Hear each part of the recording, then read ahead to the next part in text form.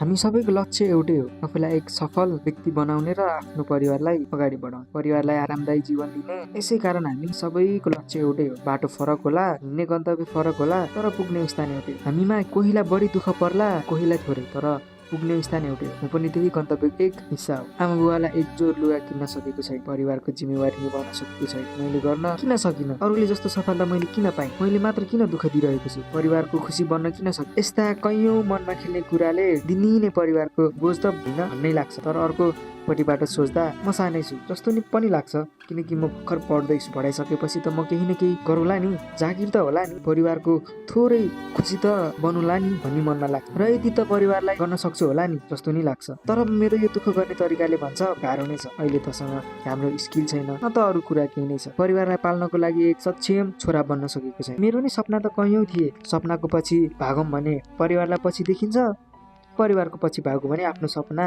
डामाडोल। केटा मान्छेको सपना साधारण नै झन् त्यही माथि ऊ मध्यम वर्ग परिवारबाट पर्छ। सबको सपना एउटै मात्र हुन्छ, एउटा घर, गाडी, सानो परिवार र खुसीको जीवन। तर यति कुरा हासिल गर्न नि कैयौंको वचन, कतिको हेपाई, कतिको लाभ केटाहरूले खानुपर्छ। दुःख गरे सफलता अवश्य पाइन्छ, तर मैले दुःख गर्न नजानेको हो कि वा मेरो भाग्य नै यस्तो सोचेको जस्तो कहिले नहुने। न त आफूलाई सही बाटोमा लगाउन सकिएको छ, न त आफ्नो पढाइ, परिवार वा अन्य। म जहाँ छु त्यहीँ अड्किएर बसेको छु। आफूलाई एक अब्बल र सफल व्यक्तित्व बनाउने रहर मेरो माथि चढाउने प्रयास गर्दैछु, तर सोचेको जस्तो कहिले भयो? यति खराब पनि भाग्य नहोला मेरो? एक न एक दिन त सफल त होला नि, म नि सही मार्गमा त पुगोला नि, सही स्थानमा त पुगोला नि। ती मैले भविष्यका लागि सोचेका कुराहरू त पुरा होला नि, सपना त पुरा होला नि, आफूलाई केही न केही त गरेर समाजको सामु त केही न केही बनेर देखाउला नि भन्ने आशा मनमा यति धेरै छ। दुःख गरिरहेको छु, आउने दिनमा म पल भई दुःख गर्ने नै छु। असल व्यक्तित्व बनी हरेकको मनमा छाई आमा बुवालाई शिर उच्च बनाउने एक छोरा बन्ने नै छु। आफूलाई नै सम्झाउँदै म अघि बढिरहेको छु। मैले मेरो सपना र मेरो जीवनलाई एक उज्जवल र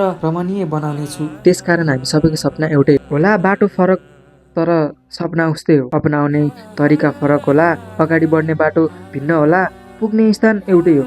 आमाको सपना पुरा नगरुन्जेल म आफ्नो सपना पुरा नगरुन्जेल लागि परिरहँ र आफूले सकेको गरिरहन्छु। आउँदो दिनमा एक अब्बल र एक असल व्यक्तित्व बनी उदाहरणीय पात्र बन्नु। आजको दिनमा दुःख आयो भनेर नआत्तिनु, त्यो भोलिको सुखको लागि हुन्छ। आजको दिनमा बढी घोटियो भनेर कहिले नआत्तिनु, त्यो भोलिको सफलताको लागि धार बनिरहेको हुनसक्छ। दुःख सुख भइरहन्छ, आफूले आफूलाई नै सम्झाउँदै अघि बढ्न सिक्नुपर्छ। दुःखमा आत्तिनु भन्दा त्यसलाई अपनाई दुःख गरी अघि बढी एक अब्बल व्यक्ति बनी आफ्नो पहिचान खुलाउनु पर्छ। आजको लागि यति नै। यहाँसम्म हेरेर साथ दिनु भएकोमा धेरै धेरै धन्यवाद। Thank you for watching.